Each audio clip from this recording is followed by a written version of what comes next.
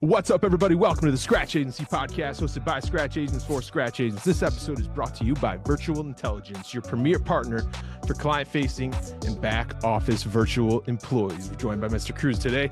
My name's Stephen Turnbull, founder of T5 Insurance Services in Clinton, New York, and I'm joined by my co-host today, the one and only, you already know, hold your applause, Mr. Shawn Fitzgerald, founder of Sound Harbor Insurance in Long Island, New York.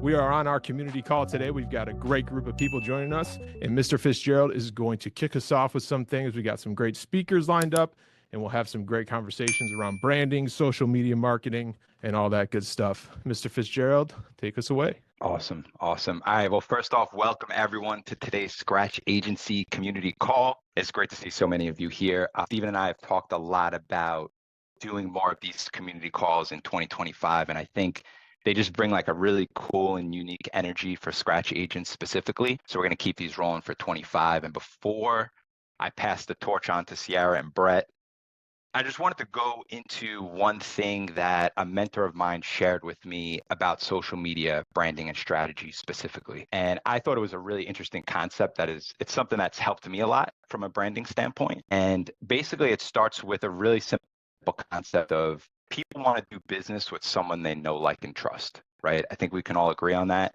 And if you had to think of what's a few different ways people can get to know, like, and trust you better, right? Obviously, in person, shaking hands is one way to do it. Another great way to do it is on social media, right? So when you take it one step deeper, right, what are some of the things on social media that you can do so people can know, like, and trust you better? And the concept my mentor shared with me is to share, like if you're having trouble coming up with like what content to share, right? And I think we've all heard the concept now, like document, don't create, right? And I think there's some truth in that, but to take it one step further is like share from a documenting standpoint, share your daily success path with your audience, right? So what I would ask you, what do you do on a daily basis, right, that makes you more successful in your business and your life? And write those things down. Maybe it's working out, maybe it's reading, right? Maybe it's you're on a coaching call. Those are all things you can take and turn into content. And it's not something you really need to think of and get super creative of what to post. You guys might see sometimes I just post a picture of what I'm reading in the morning, or a coaching call I'm on, or a workout I'm doing. If you guys take a look at Brett, I mean, this guy's posting stuff about his culture, right? Team building, his family. He's posting things that he does on a daily basis that when you view it, you know, like, and trust him a little bit more, right? Same thing with Ciara. If you look at what Ciara posts, she's posting sometimes her public speaking stuff. She's interviewing the CEO of Progressive and documenting that journey, right? These are all things you're documenting the journey, but it's also your daily success path, which I found an interesting concept. Take it one step further, look at what Stephen does, right? We all know he's the community guy, right? He's trying to make an impact, and he shares what he does in the community. It's stuff for Rotary, fundraising, whether it's the thank you cards that he sends to clients with really thoughtful pictures on them, and the clients share those things on social media. So these are all things that we can do to get our face out there, right? Because at the end of the day, your brand is the face of the business. And if people don't know your face, you're not going to stand out in the crowd. So what I would challenge everybody to do here, just a really simple exercise, is just write down 3 things that you do on a daily basis that's going to help you become more successful, right? So again, for me, working out, reading, coaching calls, those are 3 easy things that I can do stories about, I can post about. There's unlimited information that I can write about there, right? So for all of you, I would just think of 3 simple things that you can post moving forward if you're trying to build your social media presence. All right. So now I'm going to pass the torch over to Ciara and then Brett, and then we'll open up the floor. So Ciara is somebody who definitely does a phenomenal job of branding. If you haven't seen her agency stuff with the bunker, when I was rebranding my stuff and I looked at her like website and the bright yellow and how it all stands out, and the story behind going into the bunker, it is such like a cool and interesting and creative way of branding your agency and your personal brand. So I'm super excited to have you, CG. Why don't you go ahead and take it away for us? Oh, thanks. I mean, you just gave my presentation. So, yeah, I mean, did you know? Did you get my slides before? Thanks guys for having me Best. on. I'm super excited. I'm actually kind of on a tour this year giving this presentation, so you guys are gonna be my guinea pigs here of the very, very condensed version, taking it from an hour and a half to 10. So I'm gonna try to give you guys kind of everything Shawn said is true. I think that it's not even a thing about thinking, it's the hybrid business world that we are in has changed. And if you are not bringing what you're doing on offline online, someone else is taking up your digital real estate. That's the best thing about the internet. And I'm going to share my screen. In the meantime, that's the best thing is that the internet has leveled the playing field for all of us because we all have the same amount of digital real estate. It's up to us what we do with it. And if you are not claiming your digital real estate, then your competitor is by way of either outposting you or your information on the internet is old and it's not updated, or even worse, you're just not able to be found. So my theme and my soapbox, I guess, for this year is this concept of thought leadership. And naturally, as insurance agents in the community, we're thought leaders. People come to us for advice and protection. That is a position of respect and trust by nature. If you are not using that and bringing it and amplifying it online, that's on you. It's your digital real estate to pick up. So this concept of visibility equaling opportunity is the reality we live in. I am a person that probably believes in education a lot, like far too much. I was just out there talking about like how we lose opportunities and we lose quotes because we're doing them right. They might be more expensive, but you know what? I can put my head down at night knowing, and that's important to me, right? I maybe I need to run this agency more like a business owner and not an insurance agent, but it's what I do and I care about the industry, my profession, and so I get educated. So yes, I have my CIC, I have my designations, I've done the things to be the professional, but how am I bringing that online? And the reality is that those designations is not what gets me the business. It's not what gets me the opportunities. It's how I'm showing up online, and it's in a position of thought leadership. So ask yourself the question of, are you leading the conversation or are you waiting on the sidelines for someone to bring you in? If you are not leading the conversation and taking up the space, someone else is. And so the hybrid business landscape that we're living in, it's really about marrying the success of what you're doing offline, bringing it online. So now this is my third agency starting from scratch. I've done this and it's my last. And before, it was way easier to grow an agency. You had to be an honest agent. You had to return a phone call, great customer service. That's not the case anymore. Now, if you are a business owner, you are a storyteller. You own a media company, and every interaction you have with the client is an opportunity to share your position as a thought leader and your client experience. And it's amplifying it, right? So kind of what Shawn said, it's stuff you're already doing. You're just not shining a light on it, because the worst assumption about posting about yourself online is that it's selfish or self-promoting. Patrick Bet-David talks about this in Your Next 4 Moves. I read the book last year. It's great. Talks about if you're in business, there's a layer of self-promotion that you have to do for yourself because nobody's going to do it for you. And there's a way to do it tastefully and in a thought leadership way. And I'm going to show you how, hopefully today. So the concept is this: you're digitizing your current reputation. You already have a good reputation in your community. Otherwise, your agency would not be open, right? This is a position of trust that we hold. So what are you doing to bring your reputation that you have in your community online? And think about it. When was the last time that you went to a networking event and we all do it. I mean, even if I'm not at a networking event and I just get introduced to somebody, I'm Googling them. I'm looking them up online to see what they look like. What are they doing? Are they active? Are they, busy? What are they doing? When you go to a networking event and you meet someone that impresses you and you get their information and you're ready to connect with them online and you look up their digital real estate, whether it's their website, whether it's their LinkedIn profile and they don't have a profile picture, or their headshot is 15 years old and they don't even look the same. Their last blog was was released in 2013. What feeling do you get about that person? The impression of the person that you met offline does not match the person they are online.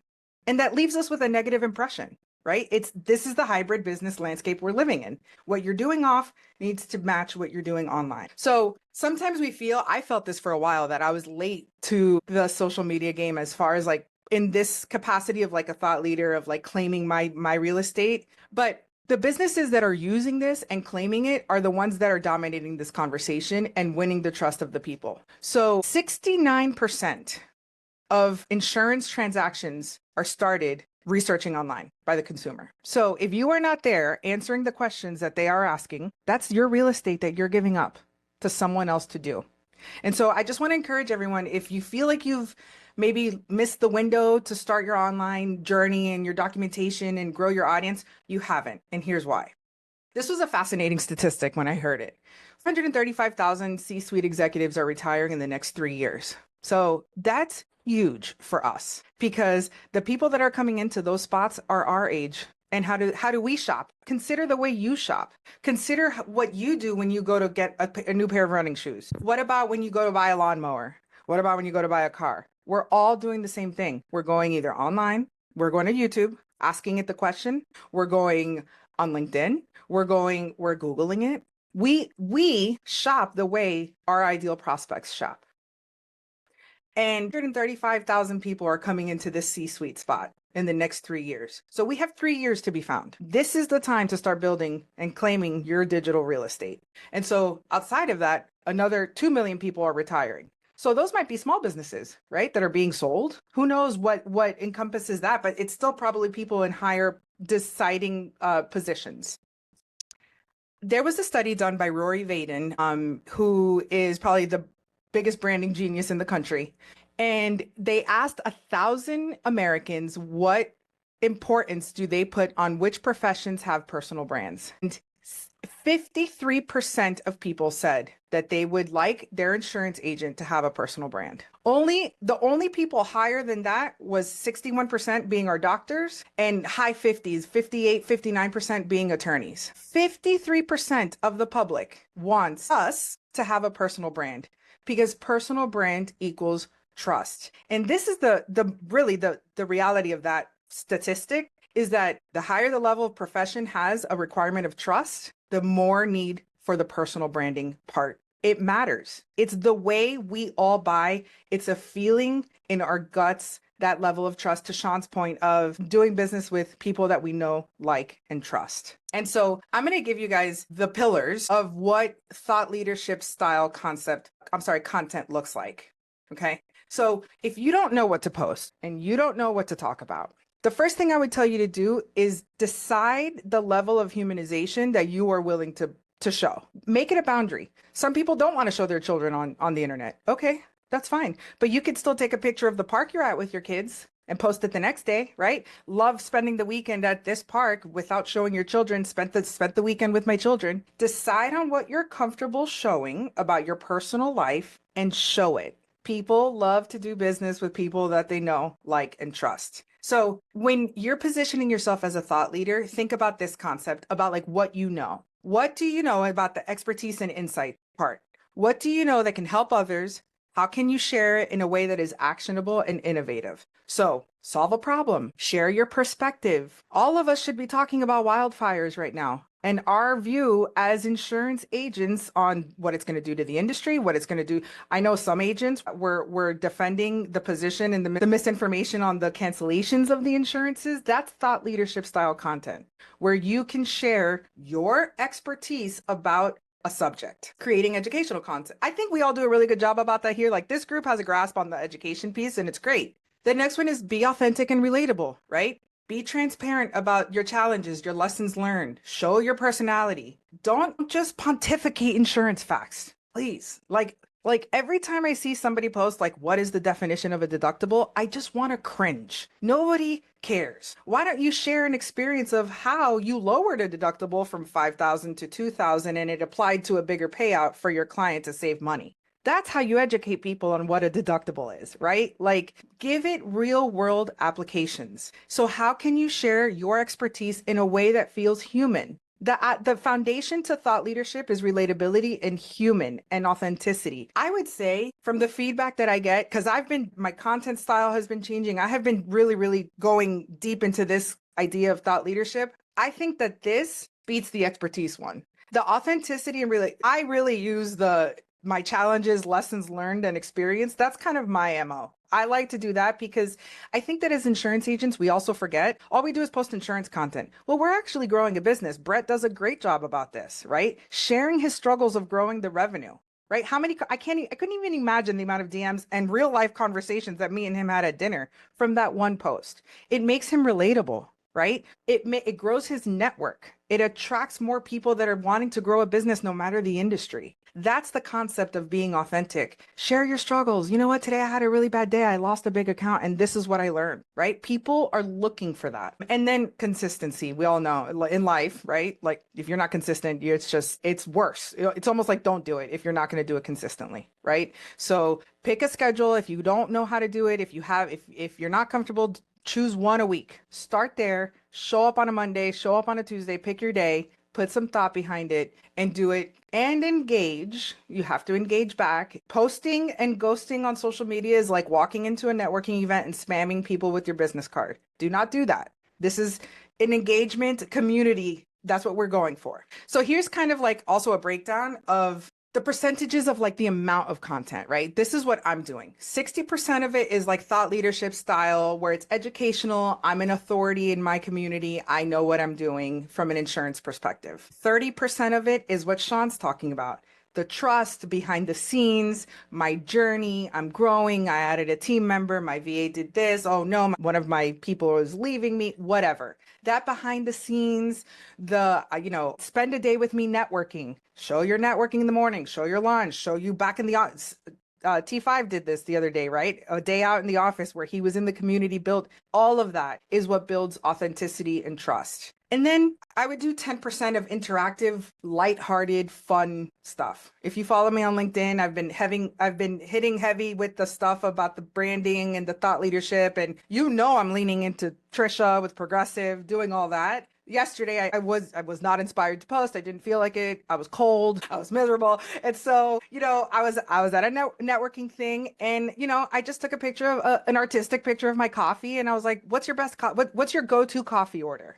Right? I have like 22 comments on it of people engaged. And you know what that does too? Guess what? Any referral partner of mine that commented on that, now I know their coffee order. Now I could send them, if they said Starbucks, I love a shaken espresso, great. I'm going to send you a Starbucks gift card. Right? Creative ways to get people engaged and to tell you about their life. Here is some examples of taking the thought leadership approach to posting content, right? Educating, influencing, expertise. Instead of writing a blog talking about your contracting business needs general liability, it would be the 5 most common insurance gaps that cost contractors thousands. Do you see the difference? Doesn't it feel different? It feels authoritative. You are an expert, right? The next one. LinkedIn post. The bunker represents the top 3 cyber insurance carriers for manufacturers. Nobody cares. Guess what? They don't care. But why cyber insurance is no longer optional for manufacturers in 2025. I'm an authority. I am owning my digital real estate as an authority. Does that make sense?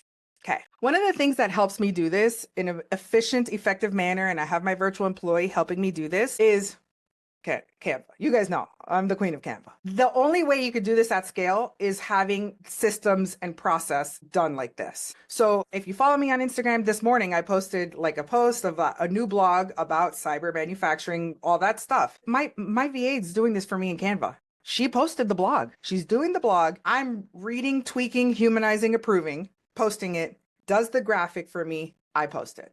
I could technically even give her that, but I just haven't done that yet. So lean into the technology that lets you duplicate and scale this process. If you guys if this is difficult for you to do, I would block time like you do to meet with the prospect, like you do to prepare for a meeting for your social media. Block an hour. T5 knows I text them every morning. We have this thing where we're texting each other our schedule of the day to hold each other accountable, right? 5:30 in the morning, I'm up and I read and I do my social media. Whether I don't post every day, but that time then it's engaging. It's watching content. It's leaving meaningful comments. Don't just leave an emoji. That's superficial. We're here looking for deep comments and relationships, because guess what? It's reciprocal. And I can't tell you guys, this is wild. I mean, I got a message yesterday in my LinkedIn from someone that I have been looking up to and respecting and for so long. And they're telling me, Ciara, you're absolutely killing it. But the internet is telling them that I am. right? And he says, Ciara, I need to pick your brain. I need to talk to you about my social media presence because I kind of feel like I can't figure it out. And that's a referral partner of mine that's in payroll. I'm going to help him with one aspect. Guess what? He's going to send me his business. He's going to continue sending me his referrals because it's a different method of creating a bond with our referral partners. It's a different value that is needed. This whole content creation thing is still very new. So I would encourage you guys to take that approach. And lastly, I would say one of the things that I have done, which is a hack that is working so well for me. And Osama kind of did it to me recently. And I was like, oh my God, he beat me to it. But I always ask people, especially networking partners, hey, what's the last book that you read that was really good? And they're going to tell me what book it was. And then I'm going to tell them what's mine. And I'm going to say, have you read 10X is easier than 2X? And then they're going to say no. And then I'm going to say, well, great. I send it to them. And guess what they're doing? They're posting it on LinkedIn and tagging me. I'm adding value. I'm giving them an actually like literally a great book that's going to change their business, right? But it's something different. I don't need to take them donuts. I gave them something in the mail that they got to their house, right? So, I'm not doing it from a position of, oh, I hope they post this online, but it just naturally ends up happening. And they're bridging what's happening offline, amplifying it online. So I would say, this is your chance. This is the year. Don't sleep on it. Claim your real estate, digitize your reputation. It's already good. Otherwise, you would not be an insurance agent. Let's be serious. We have a level of professionalism and trust that we already have naturally and bring it online. That's all I got. Love it, CG. I love the part, first of all, posting and ghosting. I love that. I love that line. And I am so guilty of replying with an emoji. So I'm gonna check that off my list. Meaningful. Yes, right. So thoughtful, Shawn. A couple of things I took away from it I just thought were amazing. I wanted to state again is story behind the coverage, right? If you're explaining a coverage situation, put a story behind it. I think that's so spot on. Share your struggles. That's another amazing thing you shared. So easy, but we forget to do that, right? And then be consistent. I'm with you on all those things. I think that's so freaking awesome. I think naturally, and I texted you about it when you started documenting your day in the life. I told you, I've been wanting to do that, but I'm so embarrassed. Like, who cares? We all feel it. It's just natural. This concept of like influencing, it's not what it used to be. The influencer culture, it's not what it used to be. And guess what? We are the influencers of our businesses. That's the way we have to look at it. And when we evaluate our consumption of content, we have changed. The amount of mainstream people that I no longer follow because I am so uninterested in anything they have to say, and they're so unrelatable. I want to follow people like me that are doing what I'm doing so I can learn. And if you've taken that position with social media and content creation, so have the majority of the people in your network. So it's not this concept of like being an influencer and who do you think you are, being a celebrity. That's gone. That's not what it is anymore. In fact, it's a way for us to meaningfully create connections and grow our businesses now. 100%. And if you think about it, like when I look at a couple of ways that we generate leads in the agency, like if you look at purchased leads versus customer referrals or referrals from BNI or, networking or whatever, it's a dramatic difference. I mean, purchased leads, you might close 10% of them that come in. Referrals, you're closing 50% or more. Mm-hmm. And that's just based off of know, like, and trust. Right? 100%. It's always a warmer lead. Always. Yeah, 100%. Always. All right, CG. Well, that was awesome. Let's go on to our next speaker. This man needs no introduction, Mr. Brett Young, the king of culture. Brett, why don't you end us off here? Thanks, man. Good to see you guys. First of all, Ciara, you are just such a breath of fresh air. That was a master class.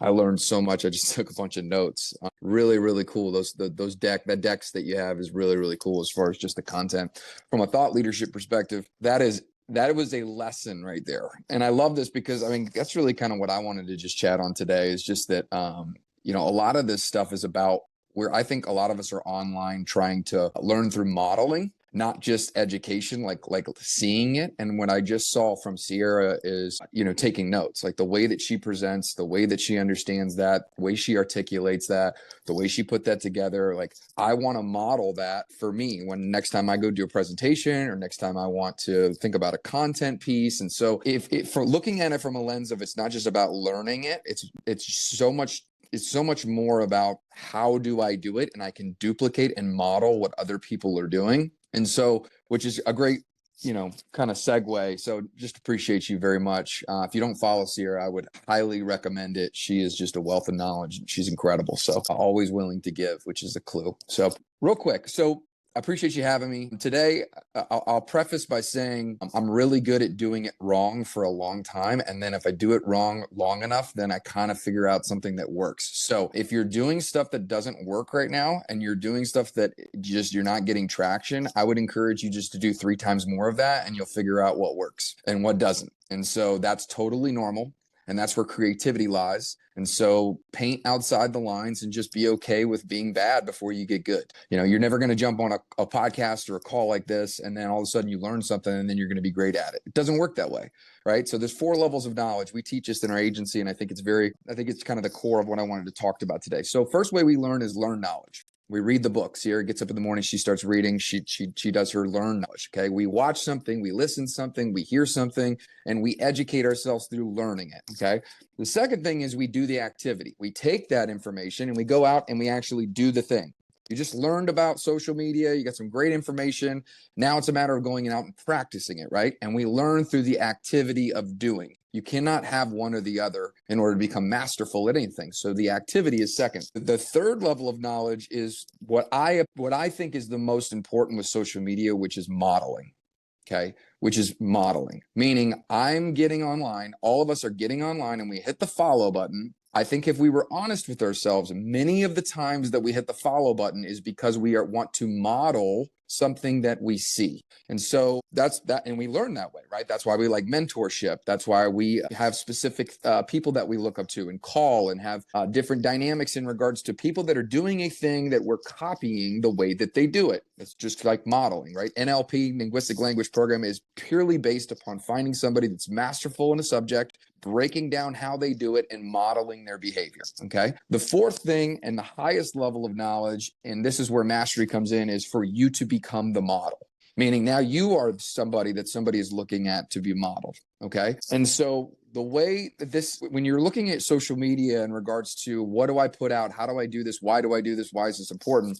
I think it's important to understand where you sit in that funnel, because authenticity to me is the most important thing, right? If you are not worthy of somebody modeling you yet, do not pretend to be the model. Okay. Right. Authenticity. People can see that right through that. And I think one of the big lessons that I made in the beginning was I was trying to solve the problem that I didn't have the answer to yet. So write this down if you're taking notes at home. What problem do you solve? What problem do you solve? Not the one that you want to solve, not the one that you would like to be known for solving, but what is the problem that currently today you solve? This is one of the most transparent questions and more difficult questions that you have to ask yourself. And if you are not honest, and if we're not honest about this, what will end up happening is we don't get traction. Right? There are plenty of people, there are millions of people right now that have this particular problem, whatever it is that you put down, and they are looking for an answer.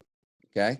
It's not a matter of if you have an audience. It's a matter of if you are going to captivate that audience. So that'd be the one thing that I would leave you with today, is find what is that problem to you. Okay. So let me give you kind of my journey. Hopefully you learn through modeling my journey a little bit, because it's all I know is my perspective. Is in the beginning, the only problem that I really solved from social media was I knew insurance and I had answers to insurance. Right. So there were referral partners, there were real estate mortgage individuals and people that I was working with that had problems with closings, and they needed help understanding how to avoid those challenges. Right. And that was primarily our business model. Right. So I spent a significant amount of my time looking at areas in our business where we solved those problems and we put out content specific to that. Okay. Then as it evolved, the problem that we were solving is we were doing some really cool stuff internally with culture, and it wasn't necessarily as ripe and abundant in our industry. And we had a really, really youth-driven, culture connected agency. And so the stuff that we were doing internally, we got feedback from other people about how cool that was. And so we took that internal message and we just broadcast it. And we made it external. And I think what that did is the problem that it solved is there was other people out there that were looking for that, and they didn't think it existed. And they were inspired to not only, they didn't come work with us, but a lot of them went and duplicated or said, I have freedom to go do this in my own business. I have freedom to bring this to my employer. I have freedom to be able to say, hey, this can be done and this is really cool. Look what they're doing. And through that, we created some brand awareness and really fun. And then the last part of my journey, which is recently, is, we've been able to scale an agency and do decently well. And so now we're helping other agents do that. And so just recently, now that message is, what problem can you solve? Well, we can help people grow and scale an agency. But in the beginning, that was not a problem that we were wanting to solve. Like, we couldn't solve it. I always wanted to be able to help people, but I was never in a position to do that. And I think the transparency and vulnerability of what we're trying to solve in the marketplace is one of the biggest challenges. It's not what content to do. It's not what camera to use. It's not what platform to use. It's understanding who you're talking to. All of us have something that we can give, but it's only credible when it's authentic to the fact that you are actually capable of answering and solving that particular problem. So that'd be the first thing I would leave you with. And then the second thing is the modeling, right? Like, so that is teaching. And so if you're working through something and you're trying to figure out what to put online, a lot of the stuff that I'll put online is not necessarily an education piece on how to do something. It's documenting what I'm doing to grow a business and grow an agency. And other people are looking at it going, okay, well, that's what Brett's doing. I want to model some of that. Let me pull that into my own business, right? So if you're working on something I use an example, but let's say you're working on a closing. I'm just using an example from my early journey. If you're working on how to solve the problem of avoiding challenges at a closing for real estate, let's say, it would be really cool for you to document you working with another team member and teaching them, hey, make sure you do this, make sure this, hey, this is what you're gonna avoid. Did you ask the referral partner this? Okay, call them back, a live See how it's experiential learning, and what it's allowing the viewer on the other end to do is it's allowing them to model you. Right? Allowing them to say, I remember Gary Vee talking about this. He's like, it's not important what I'm telling you. It's important of how I'm telling you. I'm showing you how to do it through just the layer of looking at my content. And that was a clue for me, at least, to say, it doesn't have to be, AI driven content copy that gives them a top 3 thing on how to do some sort of process. It's simply just a matter of, I'm doing something throughout the day, throughout the week, throughout the month that is effectively teaching whoever that viewer is on what they're trying to learn from my page, what they're trying to learn from my outlet. So authenticity, what problem do you solve? And then ultimately, if I was somebody following you, what would be the modeling that I would want in order to get value from the page? So thanks, Shawn. Appreciate it, man. Dude, that was phenomenal. Brett, thanks for sharing that experiential learning. I love that, man. That's a solid one, because that really helps explain how to share the story in a more in-depth way, which a lot of people don't do. And Shawn, you're a perfect example. Like I'll give you another example, right? Shawn could easily say, hey, here's the top 3 things you need to do to cold calls. But he doesn't. What he does is he shares his data analytics about him actually doing the cold calls. So if I'm following and I'm an agent or I'm somebody in another industry and I want to learn how to prospect in lead gen, I'm going to go to Shawn's page because Shawn's actually giving me live feedback on how to do a certain thing. He's not preaching at me. He's just sharing his process. He's sharing what he learned. He's sharing his bruises. He's sharing his wins. The best content that, in my opinion, is when someone says, I made 50 calls today and I got 0 appointments, right? It's not like, I made 3 appointments and this is what I did and this is what I said. It's like, I came in today, I showed up and I got punched. And I just want to let you know, for the person at home wants to learn this, that is okay. You can have permission to fail because I'm doing it and that's what's happening to me. Those posts, in my opinion, are so much more vulnerable. They're so much more real. They're so much more authentic, because what's the problem that you're really solving? It's not cold calling. The problem that you're solving is, am I good enough to do this? Is this going to work? That's the question. That's the problem that people are having. And when you show up and tell people that, you give people permission to show up the next day and do it again. It's inspiring, it's authentic, it's genuine, and it teaches people of actually how the process works. So I just want to give kudos to you, man. It's like your content's the same way. It's getting very clear on what you're trying to achieve with the person that's watching the content. And it doesn't always have to be this bullet point driven, tactical, give. True. Yeah. Just share what you're going. Just share what you're going through. Like Ciara said, share the struggles. Yeah, I wanted to add to that because I agree, Brett. And if you think about it, like, I think the biggest mistake that we make, I would say in my strategy, insurance, knowledge, content falls in the 10% category.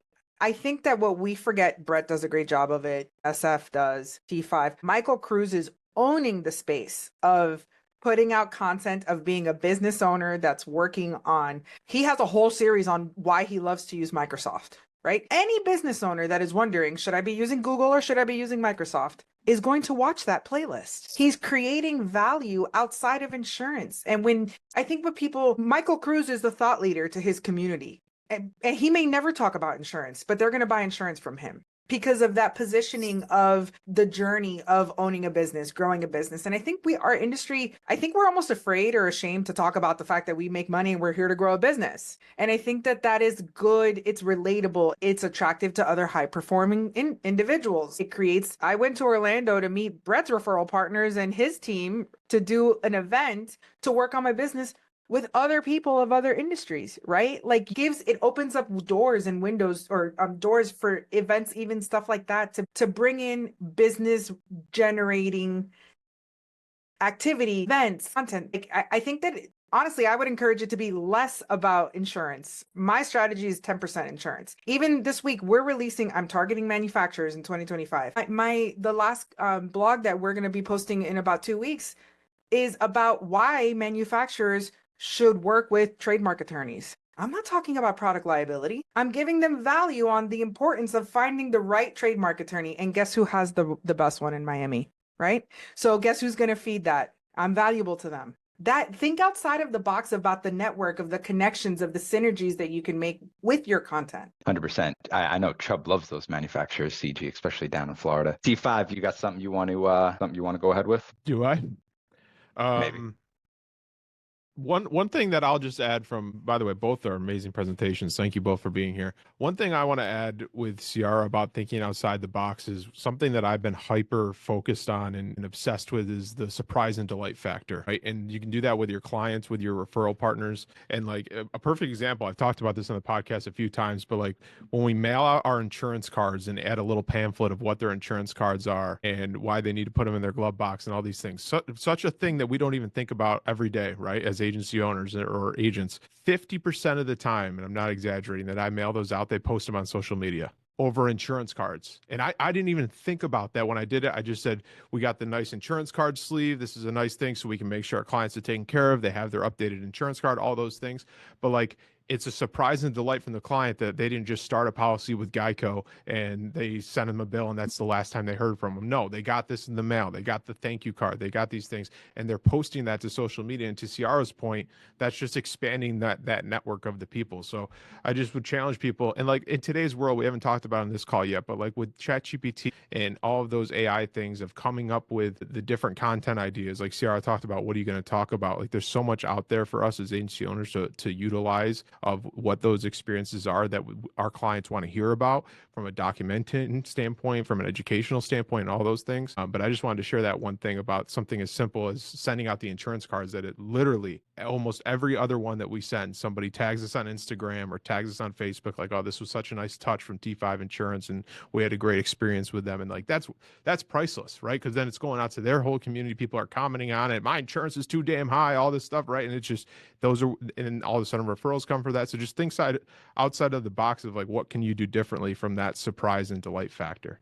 Yeah, it separates you from the competition too, because a lot of people aren't making that extra effort that you are. Right. So guys, I wanted to open it up a little bit at the end here. Does anybody have any questions? You can hit the little raise hand emoji or just unmute yourself and talk if you want. Any questions that anybody has that the speakers talked about or that you have on your own that you want to discuss related to social media or the agency? Don's got something. I can see his eyes. Yep. See, I could read him like a book. It's not our first meeting together. One of the things I guess that resonates, and I think it's so important, I've had the pleasure of knowing Ciara for several years. I was probably at the very first event that she spoke at publicly. And I remember the nerves but she did a good job, but she did it and then she kept doing it. And that's what was critical. And so as we try and enter these new dynamics of selling, consistency is so critical.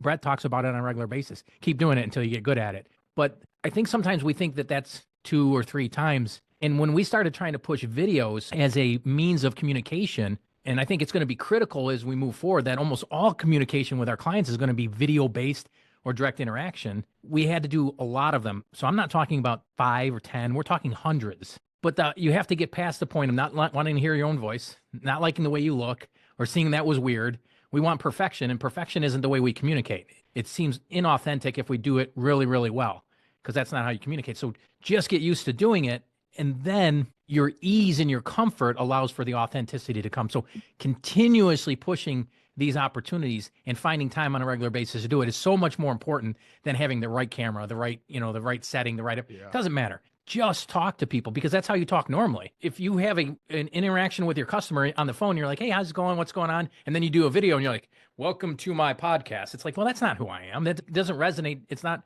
authentic. And so it doesn't build trust. It feels false. So that, I think, is such an important thing. So just a reminder, if you're going to start doing these things, do it daily. You don't have to post daily.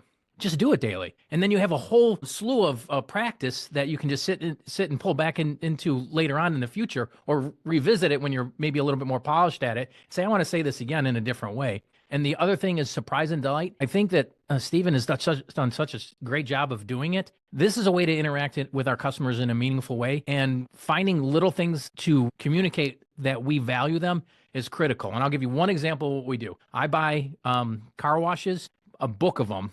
And then every time someone buys a new car and they call us, we send them a handwritten card with a car wash in it saying, congratulations on your new car. Here's a free car wash, keep it clean, kind of thing. And it's signed by every single member in our team. So yeah, it takes a little bit of time because we have to get through all of them, but it's different than anything else anyone else is doing. And it's not a brand new car. It's a new car to them. Because anytime you get a car that's exciting, nobody's excited about buying insurance. Everybody's excited about buying a car. That's a surprise and delight opportunity. That's how you connect with your customers in a way that's meaningful. And they will respond in kind by sharing that information, because typically, what does your insurance agency send you? Bills. That's it. Find a way to surprise and delight them by sending something else. That's my 2 cents. So good, Don. I have a question for you guys, for some of the social media pros. And I'll preface this by saying I tend to stay away from LinkedIn because I feel like LinkedIn has to be super polished, and I just don't enjoy doing that, and it doesn't feel like me. So I'm curious, how do you handle the different platforms when it comes to that sort of thing? And do you feel that, hey, just put authenticity out there regardless of the same platform, or regardless of the platform, do it the same? Ciara's ready to jump through the screen. Because I've been deep diving this. I think that there is, even just analyzing my own content. I think some lands more on, I'm authentic on all. So that's number one. All of them, I'm equally as authentic. But for example, I use Instagram. Instagram is more playful, more behind the scenes of the day in the life stuff. Like, I built my podcast studio. I was ironing the curtains, doing that stuff. Like, I don't put that on LinkedIn, not because I just think the platform isn't built for that type of content.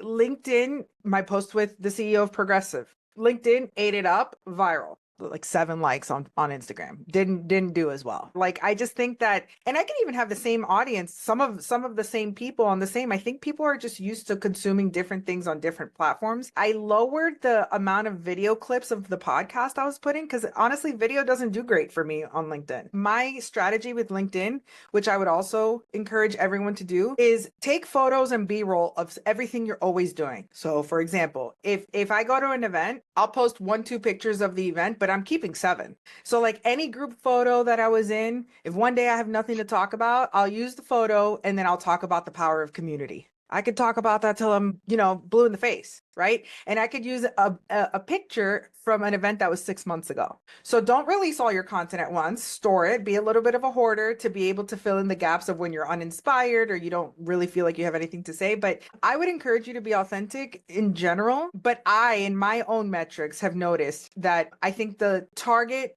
that I'm trying to hit, LinkedIn is what works for me. And I'm going to be honest, I hosted a bond webinar and I didn't know this until I did it. I hosted a bond webinar and the only people that came to it were insurance agents. So what did that tell me about my audience? It's insurance agents. It's not contractors. So, I was using the platforms wrong. It didn't matter. It didn't get to who it needed to get to. So I think that, Jason, that comes with like time of, once you build a little bit of a schedule and momentum and you view your analytics, you'll kind of know what platform works the best. And also, like, if it's a podcast episode, I know that this person is active on Facebook more than LinkedIn. I put that clip on Facebook because that's where their community is, because that's where they're active. So that's kind of what I've learned about the analytics, but the authenticity I would say is the same. Like, is there more dog pictures on Instagram of, of my dog here at work? Yes. Does Beasley end up on LinkedIn once every 3 months? Yes. So Yeah, that's spot on, CG. And I think that I think about it the same way. If my audience is salespeople, right, because I'm trying to recruit a sales team, I'm probably going to post a little bit more on LinkedIn, around business related content. I just want to say You're gonna one say thing, Shawn. Oh, go ahead, Brett. I was just going to add, you can use copy as a differentiator on two different platforms. So you could use the same piece of content and then the copy can be different. So I think it needs to be contextual to the platform, and what flies on Instagram doesn't fly on LinkedIn, and vice versa. But I have found that it is rare that a piece of content can't be used on both, as long as the copy is contextual to the environment, right? It's just when you get creative, you can make it relatable and you can make it contextual. That's hard to articulate right now, but your spidey sense going off as far as I just stay away from it because it's a little more, formal and business. I think that's a good sense. I think that's right. I like that. That's good. So, but that doesn't necessarily mean that what you're putting out is not resonating. It just means that maybe there's a more formal baseline to why you're posting. So I might post something about my family on Instagram and it might be really informal, but then I might post something on LinkedIn that says, my why for my business is my family. Can anybody relate? And I've linked it back to the purpose of why people are on the platform. That makes sense, Jason. Something else to piggyback off of what Ciara just said about her bond webinar and how everybody that came was insurance, professionals. On LinkedIn, you're probably connected with a bunch of insurance professionals, right? Even if it's from the carrier side, if it's from claim side, it doesn't matter. Don't stop posting on there because it seems like your audience is insurance professionals. Because what I found was they might be the ones encouraging you by commenting or liking or doing something regarding on your post. They're not your typical audience, but they're the ones helping boost that. And the people are still watching and looking because the algorithms are still very good on LinkedIn, where it's not a pay to play type ordeal, and people are watching. They just might not resonate or, talk on it and, comment and like and do whatever. But the amount of times that over the years where I was very consistent and you would run into people, months later. And it's like what Ciara said. She's just like, you look like you're killing it online. And she's saying, well, you don't know that I'm not, right? Type thing. But it's like, it's the same thing from this is people are like, oh man, I love what you're doing. And I'm like, I've never seen you engage in any of my stuff ever. It doesn't mean they're not watching. And if you're still connected with the right people on there, it is still working from a brand perspective. So if you go into that and know that, just keep the consistency there and you'll be able to weed through the little discomfort of understanding what to post. And then it's just going to become second nature. That's actually great advice. And you know what I have changed too? And I could do a whole other hour on this because I'm super passionate about it and because I'm in the middle of it, is my messaging has now changed to my referral partners, because I don't need to meet an electrician. I need to meet 10. So let me go to the CPAs that help the trades and that their practice is built on construction. So now if you guys see my LinkedIn, and every bond video that I'm posting is helping CPAs understand what it takes to qualify for a bond. I'm not talking to the electrician. I'm talking to the professional that wants to use me as the expert on the bond to help them be the hero to their client. Hey, listen, I know a little bit about bonds, but she knows about bonds. Let me introduce you. So it's a matter of kind of like what Brett said about solving the problem. So I'm going after manufacturers in 2025. I'm targeting trademark attorneys. I want to talk to trademark attorneys about, hey, this is what product liability means. This is what it can do to your clients that are trademarking products, porting things, doing all of that stuff to help them be the expert. And those people are on LinkedIn. So, but I learned that to Brett's point of like trying and to done. You just fail. You just keep going and tweaking. And so I've gotten already someone, a CPA that's got 36 employees, and they specialize in construction, wanting to do an event with me in person on bonds. And I've done 3 videos on bonds and 1 webinar. She knew I was doing the webinar. She didn't come to it, but it's just perceived expertise and moving and shaking. People like to do business with people that are active and that are killing it. One last thing before we wrap this up that I wanted to mention, and I'm bummed that Cruz just jumped off because CG, you said how good he is with all of his content. He posted like once a day, and he talked in there in the chat briefly about batching it. And like, don't overthink it when it comes to it, especially with like Loom videos. You can record a Loom video. It'll give you the transcripts. You can put that in AI to create the captions for the YouTube videos. I know one thing CG and I are doing are trying to do 100 videos this year for our agencies. And Crowley had to DM me and say a real man would do it in 100 days because he did that a couple years ago, but that's okay. But I can get like 10 of those done in like 20 minutes by doing it through Loom, recording it, downloading it, putting it into a folder, going back to it to get those transcripts. So like batch ahead and plan ahead, even if it's not, I'd like to do a photo of me at the park with my family or whatever it is. And like using these tools, I think that's an incredible thing to hit on is batches ahead and plan ahead like we plan everything else. But I think we're going to wrap this up for time. Brett and Ciara, thank you both specifically for the presentations and the time. Everybody, thank you for being here. This community means so much to Shawn and I. We're just so super thankful for each and every one of you that's on the screen. It's been an incredible journey. We can't talk about it enough. If you are new here, check out the Telegram, the Instagram page, and the YouTube video. That's where most of the things come out. Podcast.com is where that Telegram is. The thing is buzzing all day long, every day, every night. Tons of great stuff. Bunch of people in there. But till next time, everybody, thanks for joining us. Do us a favor, like the show and subscribe. But most importantly, remember to dig down deep, believe in yourself, and own your own future. We'll see you next week. Take care.